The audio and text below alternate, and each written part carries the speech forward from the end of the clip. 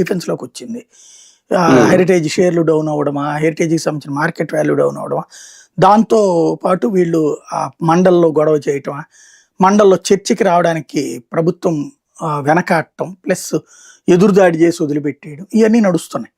రాజకీయం అయితే ఆగే ఉద్దేశం ఉండదు. ఎందుకంటే వైసీపీని దేవుడి పేరుతో తొక్కేయాలని టీడీపీ, దాన్ని ఎదిరించాలని తనను తాను కాపాడుకోవాలని వైసీపీ ప్రయత్నిస్తుంటది. రాజకీయాలు, అరెస్టులు, ఈ కేసులు అయితే అవి నడుస్తుంటది.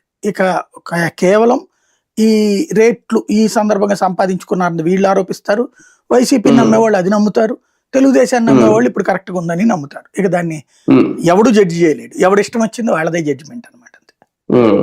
ఒకవేళ భవిష్యత్తులో ఏమైనా అధికార మార్పిడి జరిగితే వాళ్ళ వెనకాల వస్తే దీని మీద మళ్ళీ వాళ్ళు కూడా మొదలెడతారేమో, చూడాలి అప్పుడు ఏంటనేది, అప్పుడు ఏం జరుగుతుంది అనేది.